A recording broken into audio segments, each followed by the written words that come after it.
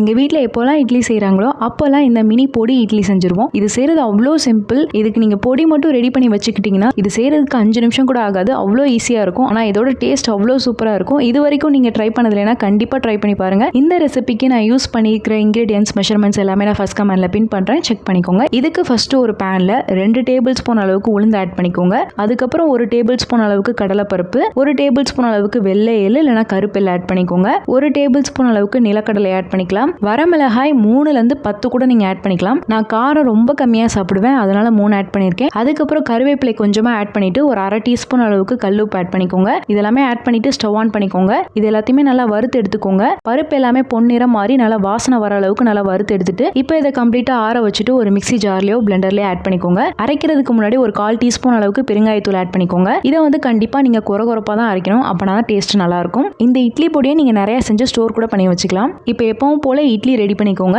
Mini idli plate வச்சிருக்கோங்க, நீங்க mini idli பிளேட்ல ready பண்ணிக்கோங்க. அப்படி உங்கள்கிட்ட மினி இட்லி பிளேட் இல்லைன்னா பெரிய இட்லியவே நல்லா பிச்சு போட்டு ரெடி பண்ணிக்கோங்க. டேஸ்ட் சூப்பரா இருக்கும். இப்போ இட்லியை ரெடி பண்ணி தனியாக எடுத்து வச்சுக்கோங்க. இப்போ ஸ்டவ் ஆன் பண்ணிட்டு இன்னொரு பேன்ல 2 டேபிள் ஸ்பூன் அளவுக்கு நெய் ஆட் பண்ணிக்கோங்க. நெய் வேண்டாம்னு நினைச்சீங்கன்னா நீங்க எண்ணெய் ஆட் பண்ணிக்கலாம். அதுல 1/2 டீஸ்பூன் அளவுக்கு கடுகு ஆட் பண்ணிக்கலாம். கொஞ்சமா கருவேப்பிலை ஆட் பண்ணிட்டு நம்ம அரைச்சு வச்சிருந்த பொடியில இருந்து 2லேருந்து 3 டீஸ்பூன் அளவுக்கு ஆட் பண்ணிக்கோங்க.